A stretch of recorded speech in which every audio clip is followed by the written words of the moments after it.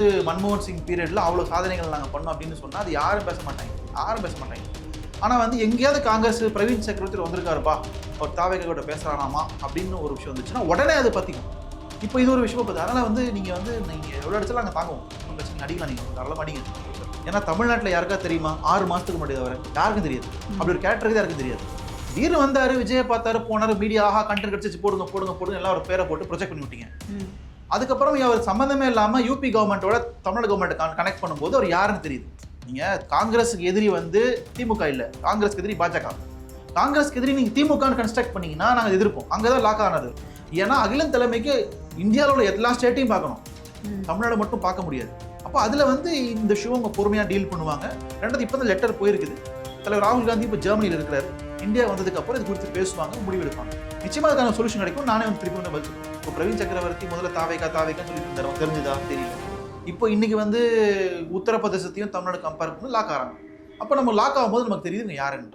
அப்போ அந்த மாதிரி லாக் ஆகிற சமயத்தில் நம்ம கண்டிப்பாக வந்து ஆக்ஷன் எடுக்கலாம். ஆனால் கட்சி நிச்சயமாக ஆக்ஷன் எடுக்கும். அவர் சாதாரண ஒரு லீடர் கிடையாது, இட்ஸ் வெரி பிக் லீடர்.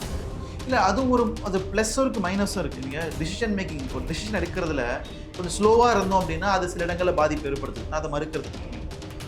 ஜனநாயகத்தில் ரெண்டுமே இருக்குது. அப்போது உங்களுக்கு சில மாநிலங்களில் சில டிசைட் பண்ணக்கூடிய தலைவர்களை மாற்றுறது போகிறதுனா அது ஒரு மைனஸாக தான் இருக்குது. ரெண்டுமே பேலன்ஸ் பண்ணி தான் இருக்குது, நான் மறுக்கவும் இல்லை. ஆனால் இந்த சுணக்கத்தால தான் காங்கிரஸ் கட்சியில் இருக்கக்கூடிய பெருந்தலைவராக இருக்கட்டும் இல்லை நிர்வாகிகள் பாதி பேர் வந்து பாஜக கூடாரத்துக்கு போயிட்டாங்க. இல்லை அது அப்படிலாம் இல்லை. நீங்கள் இந்த சுணக்கத்தினால பாஜகலாம் போல, அது தப்பாக புரிஞ்சுக்காதீங்க. அவங்க பாஜக பிடிச்சாலும் பாஜக போனாங்க. Congress is a value addition, மதிப்பு கூட்டம். அதாவது திமுக கூட்டணிக்கு காங்கிரஸ் சேரதுனால ஒரு மதிப்பு கூட்டம். என்ன மதிப்புனா இது ஒரு செக்யுலர் அலையன்ஸ், இது ஒரு மதசார்பற்ற அலையன்ஸ்ன்றதுக்கான பிராண்டிங்கை காங்கிரஸ் பண்ணும். காங்கிரஸ் இல்லாத கூட்டணியை சிறுபான்மை மக்கள் நம்ப மாட்டாங்க. தாவேக்காவை நாங்கள் கன்சிடர் பண்ணவே இல்லைங்க. தாவேக்காவை நாங்கள் கோட் பண்ண தேவையில்லை. எங்களுக்கு நான் சொன்னல இந்த மியூச்சுவல் பெனிஃபிட் 2 கட்சிகளுக்குமே அதை மென்ஷன் பண்ணி கோட் பண்ணி நாங்கள் சீட் ஷேரிங் பேசுவோம். தாவேக்காவை நாங்கள் உள்ள இழுக்கவே இல்லை. தாவேக்கா உள்ள வேண்டிய அவசியமே எங்களுக்கு இல்லை. விஜய் யாருன்னே தெரியல. விஜய் யார்? முதல்ல நடிகர், அரசியல்வாதி. இப்போ ரெண்டாவது யார்? அவருக்கு ஃபண்டிங் பண்ணுறது யார்? இவ்வளோ பொதுக்கூட்டங்கள், இவ்வளோ மாநாடுகள் போகிறாரு, அது காசு கொடுக்குறது யார்? அவருக்கு கூட சுற்றி இருக்க எல்லாரும் பிஜேபிக்காரங்க. அவர் யார்? ஏன் அவர் வந்து மோடி எதிர்க்க மாட்டேங்கிறாரு? ஏன் அவர் மோடியை எதிர்க்க மாட்டேங்கிறாரு?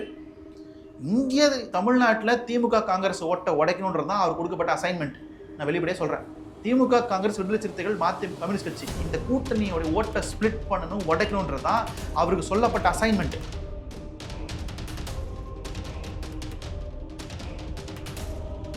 அன்னை பர்னிச்சர்ஸ், அன்னை திருமண சீர்வரிசை பொருட்கள், டிவி, ஃபிரிட்ஜ், வாஷிங் மெஷின் உள்ளிட்ட 200க்கும் மேற்பட்ட பொருட்கள் அடங்கிய திருமண சீர்வரிசை ரூபாய் 99,000 மட்டுமே. தமிழகம் முழுவதும் இலவச டோர் டெலிவரி. தொடர்புக்கு 7550144440 9345044044. நலம் தரும் நல்லார் சித்த மருத்துவமனை. இதய நோய், சர்க்கரை நோய், பக்கவாதம், சிறுநீரக பிரச்சனை, தண்டுவடம் மற்றும் மூட்டு பிரச்சனைகளுக்கு மிகச்சிறந்த மருத்துவமனை. கிருஷ்ணகிரி, சென்னை மற்றும் மதுரை. தொடர்புக்கு 8807666117 மற்றும் 8807666118. 7667008999. ஃபோர்த் ஸ்டேட் தமிழ் நேயர்களுக்கு வணக்கம். இன்றைய நேர்காணலில் நம்மோடு இணைந்திருக்கிறார் காங்கிரஸ் கட்சியை சேர்ந்த வழக்கறிஞர் அவர்கள். வணக்கம் சார். வணக்கம் மேடம். சார், இப்போ திமுக கூட்டணியில் இருக்கக்கூடிய காங்கிரஸுக்கும் திமுகவுக்கும் இடையேயான விரிசல் வந்து தொடங்க ஆரம்பிச்சிச்சு அப்படின்னு பேசிட்டு இருக்கக்கூடிய இந்த நேரத்துல காங்கிரஸ் கட்சிக்குள்ளேயே சில உட்கட்சி விவகாரங்கள் நடந்துட்டு இருக்கு அப்படின்றது பேசப்பட்டது. இப்போ அது வெளியிலயும் வந்திருக்கு. நாடாளுமன்ற உறுப்பினர் ஜோதிமணி அவர்கள் தன்னுடைய FB-லயும் சரி ட்விட்டர்லயும் ஒரு பதிவு போட்டிருக்காங்க. செல்வ பெருந்தகை அவர்களுக்கு எதிராகத்தான் அந்த பதிவு போடப்பட்டதா? இல்லை. இப்போ நீங்கள் காங்கிரஸ் கட்சிக்குள்ள விரிசல் அப்படின்னு எதை வச்சு முடிவு பண்ணீங்கன்னு ஒரு பெரிய கேள்வி இருக்கு. நாடாளுமன்ற உறுப்பினர் ஜோதிமணி அவர்களுக்கு என்ன பிரச்சனைன்னு ஒன்றும் வெளிப்படையாக சொல்லலை. அவங்க வந்து ஏதோ ஒரு முரண்பாடு அவங்க பதிவு பண்ணுறாங்க. என்ன பிரச்சனை, யார்கிட்ட பிரச்சனைன்றதை அவங்க சொல்லலை. அவங்க வெளிப்படையாக அவங்க சொல்லணும். இன்றைக்கி கூட தலைவர் செல்வ பெருந்தகை சத்தியமூர்த்தி பவனில் என்ன கேட்டிருக்காருன்னா, அவங்களுக்கு என்ன பிரச்சனைன்றதை வெளியில் சொன்னாங்கன்னா அதை வச்சு ஒரு ஆக்ஷன் எடுப்போம். இன்றைக்கும் நான் சொல்கிறேன், நாடாளுமன்ற உறுப்பினர்கள் அக்கா அவர்களுக்கு ஜோதிமணி அவர்கள் இந்த பிரச்சனையை எங்கே வேணால் போய் சொல்ல முடியும். அகில இந்திய பொறுப்பாளர்கிட்ட போய் சொல்லலாம், தலைவர்கிட்ட சொல்லலாம், டெல்லியில் போய் தலைவர் ராகுல் காந்தி கிட்ட சொல்லலாம். அவங்க நினைச்சா எங்க வேணா போய் பிரச்சனை சொல்ல முடியும். அதுக்கு தீர்வு காணுவதற்கு எல்லாருமே ரெடியா இருக்கும். அதெல்லாம் அவங்க ஊடகத்திலேயோ அல்லது சோசியல் மீடியாலேயோ வந்து தன்னுடைய வருத்தத்தை பதிவு பண்றதுக்கு முன்னாடி அதுக்கு தேவையான நபர்கள்ட்ட சொல்றது என்பது கட்சியினுடைய நலனுக்கு நல்லதா பயக்குன்றது என்னுடைய கருத்தா இருக்கு. அதை நாங்கள் பார்க்குறோம். அதனால இதை வச்சுக்கிட்டு நீங்க கட்சிக்குள்ள விரிசல் அந்த மாதிரி அது இல்லை. கட்சி சுமூகமா இருக்கு. கூட்டணி இன்னைக்கு முடிவு பண்ணியாச்சு.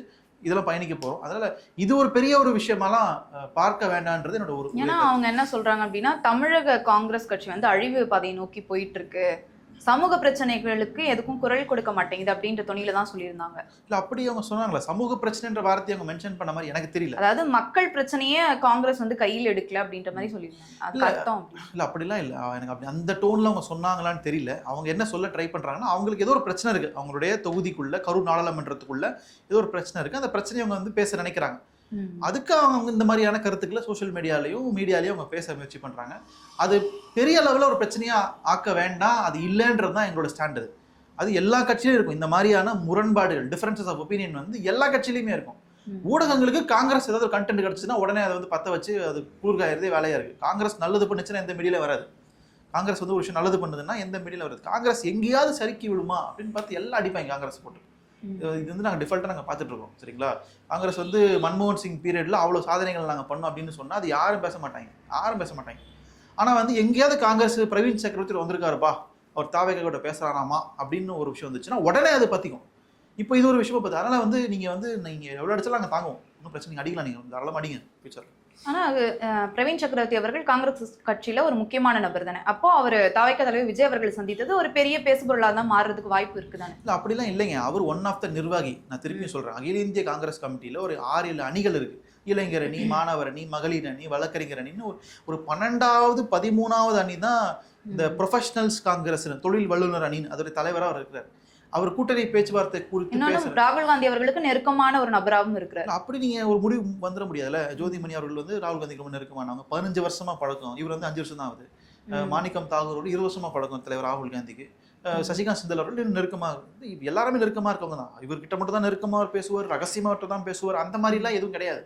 ரெண்டாவது தலைவர் ராகுல் காந்தி பிரவீன் சக்கரவர்த்தி அனுப்பலாம் இல்லை, நீங்க போய் பேசுங்க தாவேகா கூட, அப்பெல்லாம் எந்த விதமான கருத்தும் அதிகாரப்பூர்வமா எதுவும் கிடையாது.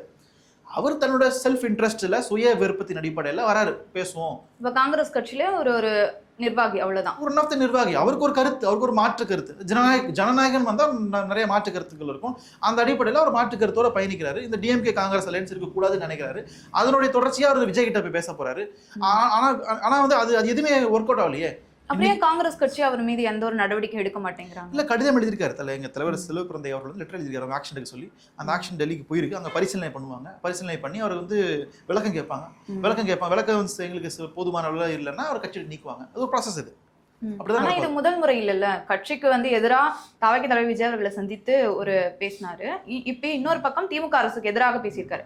அப்போ காங்கிரஸ், திமுக கூட்டணியில் இருக்கக்கூடிய காங்கிரஸ் வந்து இதற்கு எதிர்ப்பு தெரிவிச்சிருக்கணும்ல. இல்ல எதிர்ப்பு அதான் கொடுத்துருக்காங்க. எதிர்ப்பு தெரிவிச்சிருக்காங்க. முதல்ல தேசிய காங்கிரஸ் அதை கண்டுக்க மாட்டேங்கிறாங்க, டபுள் கேம் ஆடுறாங்க அப்படின்னு ஒரு வாதம் வைக்கல. அதை நான் தெளிவுபடுத்திடுறேன். என்ன நினைச்சாங்கன்னா, அவர் ஏதோ பப்ளிசிட்டிக்கு பண்றாரு. ஏன்னா தமிழ்நாட்டில் யாருக்கா தெரியுமா? 6 மாசத்துக்கு முன்னாடி அவரை யாருக்கும் தெரியாது. அப்படி ஒரு கேரக்டருக்கு யாருக்கும் தெரியாது.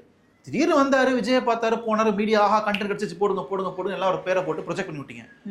அதுக்கப்புறம் அவர் சம்மந்தமே இல்லாம யூபி கவர்மெண்டோட தமிழக கவர்மெண்ட் கனெக்ட் பண்ணும்போது அவர் யாருன்னு தெரியுது. நீங்க காங்கிரஸுக்கு எதிரி வந்து திமுக இல்ல, காங்கிரஸ்க்கு எதிரி பாஜக. காங்கிரஸ்க்கு எதிரி நீங்க திமுகன்னு கன்ஸ்ட்ரக்ட் பண்ணீங்கன்னா நாங்க எதிர்ப்போம். அங்கதான் லாக் ஆனது. அப்ப தலைவர் செல்வ பிறந்தை என்ன சொல்றாரு? அவரு காங்கிரஸ்காரராகவே செயல்படல, எங்களுக்கு ஒரு மேல சந்தேகம் இருக்கு, அவர் RSS ஏஜென்ட்டாவை செயல்படுறதுக்கு காங்கிரஸ்ல இணைஞ்சிருக்காரு அப்படிங்கிற மாதிரியான கருத்தை அவர் பதிவு பண்றாரு. அப்போ இதுல வந்து அவரு தன்னுடைய கொள்கையில அவர் வராரு. இதுல கட்சி அமைப்பு எதுவுமே இன்வால்வ் ஆகவே இல்லை. அவர் அங்க கம்ப்ளீட்டா ஐசோலேட் பண்ணிடும். நிச்சயமா ஒரு நடவடிக்கை. அகில தலைமை அமைதியா இருக்கிற மாதிரி உங்களுக்கு தெரியுது. ஏன்னா அகில தலைமைக்கு இந்தியாவில் உள்ள எல்லா ஸ்டேட்டையும் பார்க்கணும், தமிழ்நாடு மட்டும் பார்க்க முடியாது. அப்போ அதுல வந்து இந்த ஷோ அவங்க பொறுமையா டீல் பண்ணுவாங்க. ரெண்டாவது இப்போ தான் லெட்டர் போயிருக்குது. தலைவர் ராகுல் காந்தி இப்போ ஜெர்மனியில் இருக்கிறாரு. இந்தியா வந்ததுக்கு அப்புறம் இது குறித்து பேசுவாங்க, முடிவெடுப்பாங்க. நிச்சயமா அதுக்கான சொல்யூஷன் கிடைக்கும். நானே வந்து திருப்பி பதில் சொல்றேன். இப்ப காங்கிரஸ் கட்சியில எந்த ஒரு நபரும் பாஜகவுக்கு ஆதரவாவோ இல்ல காங்கிரஸுக்கு எதிராகவோ செயல்பட்டா எந்த ஒரு நடவடிக்கை எடுக்கப்படலை அப்படின்னு தான் பார்க்கப்படுது. ஏன்னா சசி தரூர் அவர்கள் ஒரு முக்கியமான தலைவர் காங்கிரஸ் கட்சியில. அவர் தொடர்ச்சியா ஒரு நடவடிக்கை கவனிச்சோம் அப்படின்னா பாஜகவுக்கு ஆதரவாகவே பேசிட்டு இருக்காரு. இப்ப சமீபத்துல சிந்தூர் ஆபரேஷன் தொடர்பா வந்து ஒரு கட்டுரை எழுதியிருந்தார். மோடி அரசுக்கு பாராட்டு மடல் மாதிரி தான் அது அமைஞ்சிருந்தது. அடுத்து சிந்தூர் ஆபரேஷன் தொடர்பா ஒரு குழு அமைச்சாங்க. அந்த குழுவுல காங்கிரஸ் கட்சி அவருடைய பெயரை பரிந்துரைக்கலாம், ஆனா அவர் பெயர் வந்து இடம் பெற்றிருக்கு. இதை எப்படி பார்க்கலாம்? இல்ல 2 விதமா பார்க்கலாம். ஒண்ணு, அவர் வந்து பிஜேபிக்கு போக விருப்பப்படுறார் அப்படின்னு புரிஞ்சுக்கலாம். ஆனால் வெளிப்படையா அவர் சொல்லலை. அதே நேரத்தில் சிந்தூர் ஆபரேஷன்ன்றது ஒரு தேசிய பிரச்சனை. பாஜகவும் காங்கிரஸும் தேசிய கட்சிகள், தேசிய பாதுகாப்புன்னு வரும்போது அதை பாராட்டி எழுதுறது தப்பும் கிடையாது. இப்போ 2 வியூவில் இருக்கு. அதால அந்த எந்த ஸ்டாண்ட் எடுக்கிறான்றதை அவர் தான் தெளிவுபடுத்தணும். ஒருவேளை அவருக்கு பாஜக போறது விருப்பம் இருந்துச்சுன்னா அவர் சீக்கிரம் போட்டோம், வாழ்த்துக்கள், வெற்றி பெற வாழ்த்துக்கள். ஆனா தனிநபரா இருந்து நம்மளுடைய ஒப்பீனியன் என்ன அப்படின்றத சொல்லலாம். ஒரு காங்கிரஸ் கட்சியில இருந்துட்டு சொல்றதுன்றது வேற. அதுதான் சொல்றேன். இப்ப அவர் பிஜேபி போறேன்றத சொல்லவே இல்லை. அவர் வந்து சிந்தூர் ஆபரேஷனை பாராட்டி ஒரு கடிதம் எழுதுறாரு. அது தேசிய பிரச்சனையா, தேசிய பாதுகாப்பு சார்ந்த பிரச்சனை.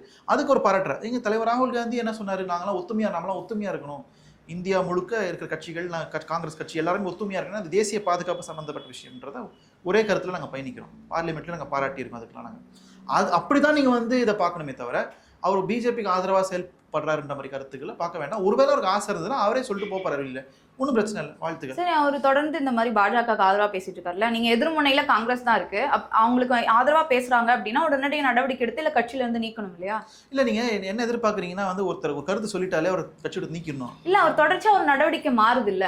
இப்போ திருவனந்தபுரத்துல உள்ளாட்சி தேர்தல் நடந்துச்சு, அதுல பாஜக வந்து வெற்றி பெற்றுச்சு அப்படின்னு அவர் மறைமுகமா வந்து உற்சாகம் அடைஞ்சு கொண்டாடுறாரு. இல்லை இப்போ அது என்ன முடிவுக்கு வந்தீங்கன்னு எனக்கு தெரியல.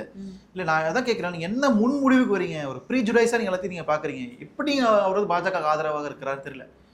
அவர் இந்த கட்சியை விட்டு வெளியில் போகிற வரைக்கும் அல்லது இந்த கட்சியில் சில நடவடிக்கை இன்னும் தீவிரமாக எங்கேயாவது லாக் ஆகும்போது நம்ம ஒரு முடிவுக்கு வரலாம். இப்போ பிரவீன் சக்கரவர்த்தி முதல்ல தாவேக்கான்னு சொல்லிட்டு இருந்தார், நமக்கு தெரிஞ்சுதா தெரியல. இப்போ இன்னைக்கு வந்து உத்தரப்பிரதேசத்தையும் தமிழ்நாடு கம்பேர் பண்ணி லாக் ஆகிறாங்க. அப்போ நம்ம லாக் ஆகும்போது நமக்கு தெரியுதுங்க யாருன்ட்டு. அப்போ அந்த மாதிரி லாக் ஆகிற சமயத்தில் நம்ம கண்டிப்பாக வந்து ஆக்ஷன் எடுக்கலாம். ஆனால் கட்சி நிச்சயமாக ஆக்ஷன் எடுக்கும். அவர் சாதாரண ஒரு லீடர் கிடையாது, இட்ஸ் வெரி பிக் லீடர். ரெண்டாவது கேரளா எலெக்ஷன் வருது, இப்போ அடுத்த மாதம் எலெக்ஷன், 3 மாதத்தில் எலெக்ஷன் வரப்போகுது. ரெண்டாவது ஒரு எம்பியாக இருக்கிறார் பார்லிமெண்ட்டில். அதில் அவசரப்பட்டு அவர் கட்சியெலாம் மாற மாட்டார். இப்போ கட்சி மாறினா எலெக்ஷன் அவர் ஃபேஸ் பண்ணணும், பை எலெக்ஷன் ஃபேஸ் பண்ணணும், பாஜக நிற்கணும், அதெல்லாம் நிறைய பிரச்சனை அவர் யோசிப்பார்ல. அதனால பொறுத்து இருந்து பார்ப்போம். விட்டு தான் பார்க்க முடியுமே தவிர நம்ம எடுத்தோம் கவிழ்த்தோன்னு நம்ம முடிவு எடுக்கிறது வந்து ஜனநாயகத்துக்கு ஒத்து வராது. அதான் பிரச்சனை. நம்ம சர்வாதிகாரியாக இருக்கிறோம், வெளியே போ, நீ அங்கே இருக்க, நீ பேசுகிறேன் கேட்க நல்லா இருக்கும், அது ரொம்ப அழகா இருக்கும். ஆனா அது வந்து செட் ஆகாது காங்கிரஸ் மாதிரியான ஒரு பாரம்பரிய கட்சிக்கு செட் ஆகாது. ஆனா அதே திமுகல பார்த்தோம்னா, திமுக கூட்டணியில் இருக்கக்கூடிய காங்கிரஸுக்கு எதிராக KS ராதாகிருஷ்ணன் அவர்கள், அதாவது மல்லிகார்ஜுனா கார்கே வந்து தேசிய காங்கிரஸினுடைய தேசிய தலைவராக தேர்ந்தெடுத்த பிறகு அவருக்கு எதிராக ஒரு பதிவு போடுறாரு. உடனே திமுக என்ன பண்றாங்க அப்படின்னா, நீங்க கட்சிக்கு வந்து எதிராக வந்து செயல்படுறீங்க, அதனால எல்லா பொறுப்புகள் இருந்தும் அவளை உடனடியாக தற்காலிகமா நீக்கினாங்க. அது இதே எப்படி எடுத்து இல்ல நீங்க திமுகவுடைய அந்த டைனாமிக்ஸும் காங்கிரஸ் டைனாமிக்ஸும் ஒண்ணு கிடையாதுங்க. அப்படி ஒண்ணா இல்ல, உங்களுக்காக தான் அவர் வந்து தற்காலிகமா நீக்கினாங்க அப்படின்னு சொல்லுவேன்னா, காங்கிரஸ் வந்து தன்னுடைய கூட்டணியில் இருக்கக்கூடிய திமுகவுக்கு எதுவுமே நடவடிக்கை எடுக்க மாட்டேங்கிறாங்களே. இல்ல நான் என்ன சொல்றேன்னா, அது நீங்க அவங்க கிட்ட கேள்வி கேட்கணும். எனக்கு தெரியல அந்த கேள்விக்கான பதில் என்னன்னு. ஆக்சுவலா அவங்க கட்சி நிலைப்பாடு, அவங்க டைனாமிக்ஸ் வேற, அவங்க ஒரு கருத்தியல் அவங்க பயணிக்கிறாங்க. எனக்கு தெரியல எதுக்கு அந்த ஆக்ஷன் எடுத்தாங்க, சத்தியமா எனக்கு தெரியல. எங்களுக்கு சம்மந்தம் இல்லாத விஷயம். அதனால வந்து எங்க கட்சியினுடைய ஃபங்க்ஷனிங் இப்படிதான் இருக்கும். அது டெமோக்ராட்டிக்கா இருக்கும், ஸ்லோவா தான் இருக்கும். நான் ஓப்பனா சொல்றேன், ஸ்லோவா தான் இருக்கும். அந்த பொறுமை இருக்கிறவங்க தான் காங்கிரஸ்ல பயணிக்க முடியும். அவசரப்பட்டு உடனே கிடைக்கணும், நாளைக்கு நான் புரட்சி ஈடுபட்டு இந்தியா நாட்டை மாற்ற போறேன் அப்படின்னு கிளம்புறவங்களுக்கான ஸ்பேஸ் காங்கிரஸ் இல்லை. ஒருவேளை இந்த ஸ்லோவா இருக்கிறதுனால தான் காங்கிரஸ் வந்து இந்தியா முழுக்க பலவீனம் அடையுதோ? இப்ப நடைபெற்ற சட்டமன்ற தேர்தல்கள் எல்லாமே வந்து படுதோல்வி அடைஞ்சிட்டு வருது. இல்ல அது பிளஸும் இருக்கு, மைனஸும் இருக்கு. நீங்க டிசிஷன் மேக்கிங், ஒரு டிசிஷன் எடுக்கிறதுல கொஞ்சம் ஸ்லோவா இருந்தோம் அப்படின்னா அது சில இடங்களில் பாதிப்பு ஏற்படுத்துது. நான் அதை மறுக்கிறதுக்கு ஒத்துமை இல்லை. ஜனநாயகத்துல ரெண்டுமே இருக்கு. அப்போ உங்களுக்கு சில மாநிலங்கள்ல சில டிசைட் பண்ணக்கூடிய தலைவர்களை மாத்துறது போறதுலாம் அது ஒரு மைனஸாக தான் இருக்கு. அது ரெண்டுமே பேலன்ஸ் பண்ணி தான் இருக்கு, அது மறுக்கவும் இல்லை. ஆனா அதுக்காக நாங்க எங்களோட கேரக்டரே நாங்க மாத்திக்கணும் அப்படின்னு சொல்றது அது சரி வராது. சரிங்களா? நாங்க வந்து டிசிஷன் மேக்கிங்கை ஸ்ட்ராங்கா எடுக்கணும் அப்படின்றது ஒரு பாசிட்டிவா நீங்க எங்களுக்கு சொல்ற அட்வைஸ். நிச்சயமா அதை பண்ணணும். அது சில இடங்கள்ல சுணக்கம் காமிக்கிறதுனால தான் சில மாநிலங்களில் தோல்வி நாங்கள் சந்திக்கிறோன்றதை நான் ஒத்துக்கிறேன். ஆனா அதே நேரத்துல நீங்க ஜனநாயக பூர்வமா இருக்கீங்க, நீங்க ஏன் மெதுவா செயல்படுறீங்க அப்படின்றது எல்லாத்துலயும் பொருத்தி பார்க்காதீங்க. அது எங்களுடைய கேரக்டர், நாங்கள் அப்படிதான் பயணிப்போம். அதுக்காக நான் பாஜக மாதிரி மாறிட முடியாது. அப்புறம் எங்களுக்கும் பாஜக வித்தியாசம் இல்லாமல் போய் ரொம்ப கேவலமா மாறிடும் நாங்கள் போறோம். ஆனா இந்த சுணக்கத்தால தான் காங்கிரஸ் கட்சியில் இருக்கக்கூடிய பெருந்தலைவர்களாக இருக்கட்டும் இல்ல நிர்வாகிகள் பாதி பேர் வந்து பாஜக கூடாரத்துக்கு போயிட்டாங்க. இல்ல அது அப்படிலாம் இல்லை. நீங்க இந்த சுணக்கத்தினால பாஜகலாம் போல, அது தப்பா புரிஞ்சுக்காதீங்க. அவங்களுக்கு பாஜக பிடிச்சாலும் பாஜக போனாங்க. காங்கிரஸ்குள்ள இருக்க முடியாம தலைவர் ராகுல் காந்தியோட டைரக்ஷன் பிடிக்காம அவர் சமூக நீதி அரசியல் பேசுறாரு, மாநில சுயேட்சை அரசியல் பேசுறாரு, அதை பிடிக்காம பிஜேபிக்கு போனாங்க. காங்கிரஸ் லோவா இருக்கு, டெமோக்ராட்டிக்கா இருக்குன்னு அவங்க யாராங்க போல இது வரைக்கும் போனவங்க. அதனால வந்து நீங்க அப்படி புரிஞ்சுக்காதீங்கன்னு தான் என்னோட பாயிண்ட். இப்போ இப்ப இன்றைய செய்தி என்ன அப்படின்னா, காங்கிரஸ் வந்து திமுகவிடம் 38 தொகுதிகள் கேட்க போறாங்க, அமைச்சரவையில 3 அமைச்சர் பதவி கேட்க போறாங்க அப்படின்னு தகவல் வந்திருக்கு. இது எப்படி தெரியல, அது எனக்கு தெரியல. நீங்க உங்களுக்கு யாரும் சொன்னான்னு தெரியாது, எனக்கு சத்தியம் எனக்கு தெரியாது. ஊடகத்துல வந்திருக்கு. இல்ல எந்த ஊடகத்துல எனக்கு தெரியல எனக்கு. ஏன்னா இன்னும் கூட்டணி பேச்சுவார்த்தை இப்பதான் ஆரம்பிச்சிருக்காங்க. சீட் நம்பர்ஸ்லாம் வெளியே வரும். அதுக்குள்ள 38 கரெக்டா சொல்றீங்க, 3 எம்பிசின்னு கரெக்டா சொல்றீங்க. அதெல்லாம் எனக்கே தெரியாதுங்க. நீங்க எப்படி சொல்றீங்க எனக்கு தெரியல. சரி பரவாயில்ல, எப்படி தெரிஞ்சிருக்கு உங்களுக்கு, வந்தா நல்லதுதான். டைம்ஸ் ஆஃப் இந்தியால வந்தா சந்தோஷம் தான். நான் மறுக்கிறதுக்கு அதுவும் இல்லை, அதுக்கு மேலே கொடுத்தா சந்தோஷம் தான், மறுக்கிறதுக்கு இல்லை. ஆனா அது அந்த நம்பர்ஸ் எனக்கு தெரியல, அது ஆத்தென்டிக்கா எந்த விதமான ப்ரூஃபும் இல்லை. அதான் பாயிண்ட். ஆனா இத்தனை நம்பர்ஸ் வந்து திமுகவிடம் கேட்கறதுக்கான அந்த கட்ஸ் இருக்கா, அதாவது என்ன தகுதி இருக்கான்னு சில விவாதம் வந்து வைக்கப்படுது. இல்ல நீங்க எப்படி காங்கிரஸை பாக்குறீங்கன்றதான் பாயிண்ட். இப்போ நீங்க காங்கிரஸ் வந்து நீங்க வந்து ஆஹா விசிகேக்கு ஒரு வாக்கு வங்கி இருக்கு, காங்கிரஸ்க்கு ஒரு வாக்கு வங்கி இருக்கு, கம்யூனிஸ்ட் கட்சிக்கு ஒரு வாக்கு வங்கி இருக்கு, அப்படி தயவு செஞ்சு காங்கிரஸை பார்க்காதீங்கன்னு தான் பாயிண்ட். காங்கிரஸை நீங்க வந்து தன்னுடைய ஓட் பேங்க் வச்சு ஜட்ஜ் பண்ணாதீங்க. Congress is a value addition, மதிப்பு கூட்டம். அதாவது திமுக கூட்டணிக்கு காங்கிரஸ் சேர்றதுனால ஒரு மதிப்பு கூட்டம். என்ன மதிப்புனா, இது ஒரு செக்யுலர் அலையன்ஸ், இது ஒரு மதசார்பற்ற அலையன்ஸ்ன்றதுக்கான பிராண்டிங்கை காங்கிரஸ் பண்ணும். காங்கிரஸ் இல்லாத கூட்டணியை சிறுபான்மை மக்கள் நம்ப மாட்டாங்க. ரைட்டா? காங்கிரஸ் இல்லைன்னா இந்த அலையன்ஸை மக்கள் நம்ப மாட்டாங்க. அது பாஜக கிட்ட போனாலும் போயிடும் அப்படின்ற மாதிரி சந்தேகத்தோட தான் ஓட்டு போடுவாங்க. ஆனா காங்கிரஸ் இருந்துச்சுன்னா அப்பா காங்கிரஸ் இருக்குப்பா அப்படின்னு மைனாரிட்டிஸ், குறிப்பா இஸ்லாமியர்கள், கிறிஸ்துவர்கள், தலித் மக்களுக்கு ஒரு நம்பிக்கை ஏற்படும். இந்த காங்கிரஸ் ஒரு ப்ரொடெக்ஷனா ஷீல்டா இருக்கும்ட்டு. அதுதான் வேல்யூ எடிஷன், மதிப்பு கூட்டுமே தவிர காங்கிரஸ்க்கு ஒரு வாக்கு வங்கி 4.5% வாக்கு வங்கி டிஃபால்ட்டா வரும் போமாறு, அது வேற கதை. அப்போ திமுகவுக்கு காங்கிரஸ் நிச்சயமா தேவை. அப்பதான் அவங்க மேல வந்து ஒரு கிளீன் பிக்சர் கிடைக்கும், செகுலர் அலையன்ஸ் டிராவல் பண்ணுவாங்கன்ட்டு. அதே மாதிரி டெல்லியில நாடாளுமன்றத்தில் காங்கிரஸுக்கு திமுக தேவை. ஏன்னா அங்க பிஜேபி எதிர்க்கிறதுக்கு கவுண்ட் முக்கியம், ஓட்டு போடுறதுக்கு, மசோதாக்களை எதிர்க்கிறதுக்கு, ஆதரிக்கிறதுக்கு காங்கிரஸுக்கு திமுக தேவை. ஸோ 2 இடத்துலையுமே காங்கிரஸுக்கும் திமுக தேவை, திமுக காங்கிரஸ் தேவை. இந்த மியூச்சுவல் பெனிஃபிட்ல தான் நாங்கள் சீட் ஷேரிங்கை பேச ஆரம்பிப்போம். ஸோ அதுதான் வந்து எங்களுடைய அடுத்த கட்ட நடவடிக்கை இருக்குன்னு நினைக்கிறேன். ஆனால் இந்த திருப்பரங்குன்றம் விவகாரத்திற்கு பிறகு திமுகவுக்கு காங்கிரஸ் கூட்டணி தேவையில்லை, சிறுபான்மையினர் ஓட்ட வந்து திமுகவே அறுவடை பண்ணிடும் அப்படின்னு சொல்றாங்க. இல்ல அப்படின்னு இது யார் சொன்னா? இது சிஎம் சொன்னாரா இல்ல டெபுட்டி சிஎம் சொன்னாரா? சில திமுகல இருக்கக்கூடிய இருப்பாங்க ட்விட்டர்ல பேசுறவங்க பேசுவாங்க. அவங்களுக்கு கோர் டிஎம்கே ஒரு கேடருக்கு வந்து கண்டிப்பா வந்து தன் கட்சி வரணும், தன் கட்சி இருக்குன்னு நினைப்பாங்க. அண்ணன் திருச்சி வெளிச்சாமி அவர்கள் என்ன பேசுறாரு, அங்க திமுக மேல வன்மத்தை கக்கிட்டு இருக்காரு. ஏன்னா ஒரு தீவிரமான காங்கிரஸ்காரர் அவர். அது மாதிரி எல்லா கட்சியிலுமே தீவிரமா செயல்படக்கூடிய இருக்கதான் செய்வாங்க. அதை நம்ம பார்க்க வேண்டாம். ராகுல் காந்தியும் முதலமைச்சர் ஸ்டாலினும் என்ன சொல்றாங்கன்றதை நம்ம பார்க்கணும். அதுல 2 பேருக்கும் நல்ல உறவு ரிலேஷன்ஷிப் இருக்குது, ஐடியாலஜிக்கல் ரிலேஷன்ஷிப் இருக்குது, ஃப்ரெண்ட்லி ரிலேஷன்ஷிப் இருக்குது. அதனால அதெல்லாம் வச்சு பார்க்கும்பொழுது இந்த கூட்டணி இப்பெல்லாம் உடையாது. ஆசைப்படுறவங்க ஆசைப்பட்டுக்கிட்டே இருங்க, ஆனால் சத்தியமா நடக்காது. இன்னைக்கு யாரையும் அறிவிச்சிட்டாங்க, எல்லாம் முடிஞ்சு போச்சு. நிச்சயமா இந்த அலையன்ஸ் ஜெயிக்க தான் போகுது. நீங்க விஜய் உள்ள வந்து இறக்குங்க, நீங்க ஓட்ட உடைக்கிறதுக்கு பிளான் பண்ணுங்க, அவர் பிஜேபி பி டீமா உள்ள வந்து இறங்கட்டும், நீங்க பார்க்க தான் போறீங்க. ஆனா தாவேகாவை பயன்படுத்தி தான் இந்த மாதிரி விளையாடுறாங்க அப்படின்னு இல்ல. எனக்கு தாவேகாவை எப்படி நாங்க சீட் பேரிங் யூஸ் பண்ண முடியும்? தாவேகா எலெக்ஷன் நின்றுருக்காங்களா? நாங்க அவங்களுக்கு கூட்டணியுடன் வந்து காங்கிரஸ் போயிடும் அப்படின்னு பேசி போய் நாங்க பேச போறோங்க, இது மாதிரி நாங்க தாவேகா வந்துருச்சுங்க, நாங்க தாவேகிட்ட போயிடுவோம், இல்லைனா சீட்டு நீங்க கம்மியா கொடுத்தீங்கன்னா அப்படின்னு தாவேகாவை எதை வச்சு நாங்க கோட் பண்ணுவோம்? அவங்ககிட்ட ஓட் பேங்க் ஏதாவது ப்ரூவ் பண்ணியிருக்காங்களா? எலெக்ஷன் நின்றுருக்காங்களா? எம்எல்ஏ இருக்குதா? எம்பி இருக்கா? கவுன்சிலர் இருக்கா? எதை வச்சு தாவேகா கிட்ட இந்த பலம் இருக்கு, எங்களுக்கு நீங்க கொடுக்கலன்னா அங்க நாங்க போயிடுவோம்னு எதை வச்சு நாங்க பேச முடியும்? தாவேகாவை நாங்கள் கன்சிடர் பண்ணவே இல்லைங்க. தாவேகாவை நாங்கள் கோட் பண்ண தேவையில்லை. எங்களுக்கு நான் சொன்னல இந்த மியூச்சுவல் பெனிஃபிட் 2 கட்சிகளுக்குமே அதை மென்ஷன் பண்ணி கோட் பண்ணி நாங்கள் சீட் ஷேரிங் பேசுவோம். தாவேகாவை நாங்கள் உள்ள இழுக்கவே இல்லை. தாவேகா உள்ள வேண்டிய அவசியமே எங்களுக்கு இல்லை. தாவேகாவில் இருக்கிற ஒரு சில பேருக்கு ஆசை இருக்கு, காங்கிரஸ் கூட சேர்ந்தா நல்லா இருக்குமேப்பா, ஒரு நேஷனல் பார்ட்டி, நமக்கு ஒரு சாயம் கிடைக்கும், ஒரு செக்குலர் சாயம் கிடைக்கும் அப்படின்னு அவங்க நினைக்கிறாங்க. நிறைய பேர் பார்க்குறேன், ஊடகங்கள்லாம் பேசுகிறாங்க. ஆனால் எங்களுக்கு அவங்க கூட சேர்றதுனால எந்த பலனும் கிடையாது. நம்பர் 1. 2வது, விஜய் யாருன்னே தெரியல. விஜய் யார்? முதல்ல நடிகர், அரசியல்வாதி. இப்போ 2வது யார்? அவருக்கு ஃபண்டிங் பண்ணுறது யார்? இவ்வளோ பொதுக்கூட்டங்கள், இவ்வளோ மாநாடுகள் போகிறாரு, அது காசு கொடுக்குறது யார்? அவரில் கூட சுற்றி இருக்க எல்லாரும் பிஜேபிக்காரங்க. அவர் யார்? ஏன் அவர் வந்து மோடி எதிர்க்க மாட்டேங்கிறாரு? ஏன் அவர் மோடியை எதிர்க்க மாட்டேங்கிறாரு? கிறிஸ்துமஸ் அன்னைக்கு வட இந்தியா முழுக்க கிறிஸ்தவர்களை தாக்குறாங்க, நார்த் இந்தியா ஃபுல்லா. இவர் வந்து ஒரு கிறிஸ்துவராக இருக்கிறாரு, கிறிஸ்தவர்கள்லாம் ஓட்டு போட போறாங்கப்பா அப்படின்னு நிறைய டைம் நீங்க செட் பண்றீங்க. அப்போ நீங்க என்ன பண்ணிருக்கணும்? நரேந்திர மோடி அவர்களே சிறுபான்மை மக்கள் மீது கை வச்சுனா கையில் கேட்பேன் அப்படின்னு சொல்லியிருந்தாருன்னா அவர் மதசார்பற்ற கட்சி. அவர் மோடின்னு சொல்ல மாட்டேங்கிறாரு, நரேந்திர மோடின்னு சொல்ல மாட்டேங்கிறாரு. அங்கிள் அப்படின்னு சொல்ல தெரிஞ்சவருக்கு ஒரு சித்தப்பா பெரியப்பா அப்படின்னு சொல்லிருக்கலாம்ல மோடியை பார்த்து. ஏன் சொல்ல மாட்டேங்கிறாரு மோடியை பார்த்து? அவர் பயமா இருக்கா மோடியை பார்த்தா, இல்லை வேற கனெக்ஷன் இருக்கா 2 பேருக்கும்? இங்கே தமிழ்நாட்டில் திமுக காங்கிரஸ் ஓட்ட உடைக்கணுன்றது தான் அவர் கொடுக்கப்பட்ட அசைன்மெண்ட்.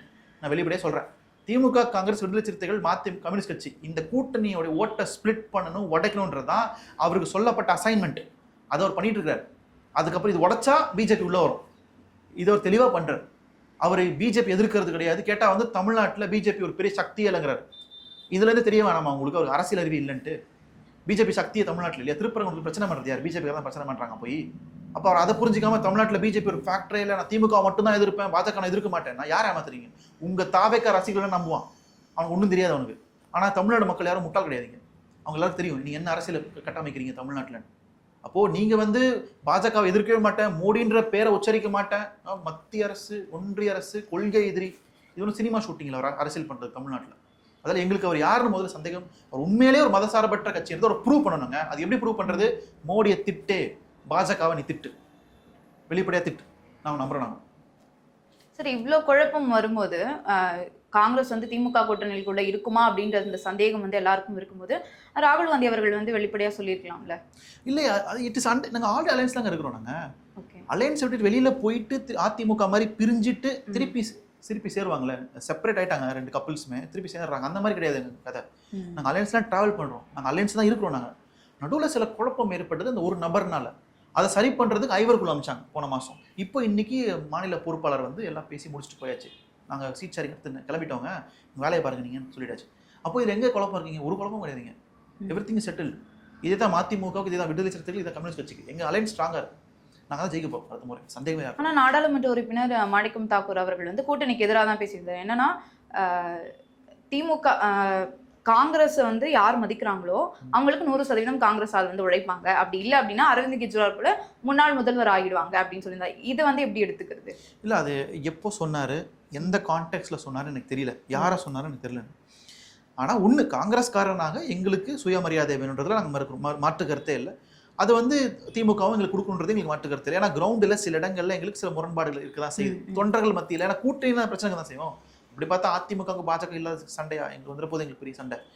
அதிமுக தொண்டர்கள் பாஜக தொண்டர்கள் மதிக்கிறதே கிடையாது, பாஜகக்காரன் அதிமுக மதிக்கிறதே கிடையாது. அந்த மாதிரி கூட நாங்கள் கிடையாது. எங்களுக்கு ஏதோ ஒரு இடத்துல ஒரு புள்ளியில் நாங்கள் மீட் பண்ணி டிராவல் பண்ணுறோம்ல. ஆனால் அந்த கூட்டணி வந்து பலவீனமா இருக்கு அப்படின்னு சொல்றீங்க, இந்த கூட்டணி இந்தியா கூட்டணி பலமா இருக்கு சொல்றீங்க. ஆனால் இங்கே இவ்வளோ பிரச்சனை நடக்கும். இல்லை, பிரச்சனை இல்லை. கிரவுண்டில் பிரச்சாரத்துக்கு போகும்போது நீ ஏன் முன்னாடி போகிறேன், நான் முன்னாடி போகிறேன் அப்படின்ற மாதிரியான பிரச்சனைகள்லாம் வரும். அது இயற்கையாக வரும். நீ காலேஜில் ட்ரிப்பு போனால் பிரச்சனை வரும், அது ஒரு பிரச்சனை கிடையாது. அதனால அதை வச்சு அலையன்ஸ் பிரிஞ்சிரும் உடஞ்சிரும் டெல்லியில் பார்லிமெண்ட் அந்த அளவுலாம் இல்லை. தேசிய கட்சியாக நாங்கள் பார்லிமெண்ட் சென்ட்ரிக்காக தான் யோசிப்போம். பார்லிமெண்ட்டை மையப்படுத்தி அரசியல் யோசிப்போம், நாடாளுமன்றத்தை மையப்படுத்தி அரசியல் யோசிப்போம். தமிழ்நாட்டில் திமுக கூட்டணி மையப்படுத்தி அரசியல். ஸோ ரெண்டு பேரும் ஒரே புள்ளியில் மீட் பண்ணுறோம். நிச்சயமாக இந்த எலெக்ஷனில் நாங்கள் தான் வெற்றி பெற போகிறோம். தாவேக்கெல்லாம் ஒரு பெரிய ஃபோர்ஸாக தமிழ்நாட்டில் உருவாக்க முடியாது அப்படின்றது நாங்கள் ரொம்ப ஸ்ட்ராங்காக நம்புறோம். ஆனால் இன்னொரு விமர்சனம் என்ன வைக்கப்படுதுன்னா, காங்கிரஸ் வந்து எப்படி இத்தனை சீட்டுகள் வந்து அதிகமாக கேட்கலாம்? ஏன்னா இப்போ 2021 25 சீட்டு கொடுத்தாங்க, வெறும் 18 தான் வெற்றி பெற்றாங்க. 2016 பார்த்தோம்னா 41 8 தான். அப்போ எந்த நம்பிக்கையில இவங்க கேட்குறாங்க, எப்படி உங்களால கேட்க முடியும் அப்படின்னு விமர்சனம் வைக்கப்படுது. இல்லை, நீங்கள் 2011 63 சீட்டு, அன்னைக்கு கூட்டணி கட்சி கம்மி. 2021 கூட்டணி கட்சி சேருது, கூட்டணி சேர சேர சேர சீட்டுங்களுக்கு குறையுது.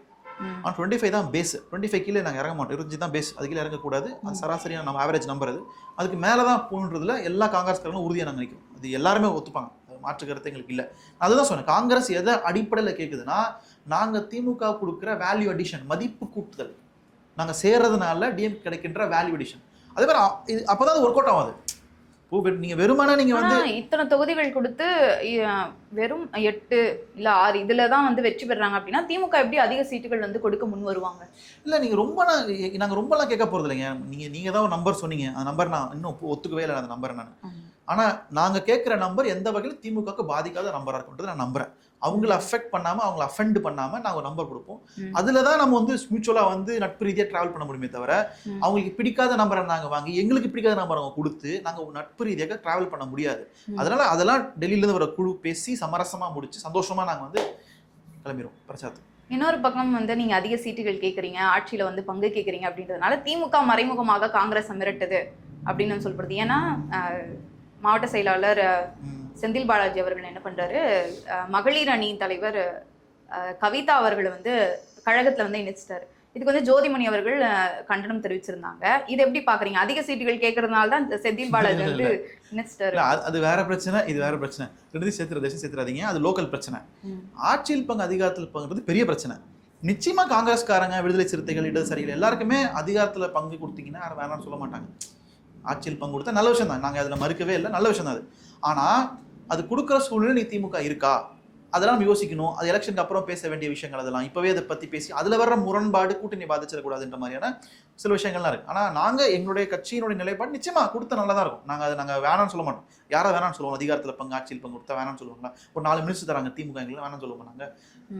நாங்கள் வேணாம்னு சொல்ல அந்த நிலையில் நாங்கள் இல்லை. கொடுத்தா வாங்கிப்போம்.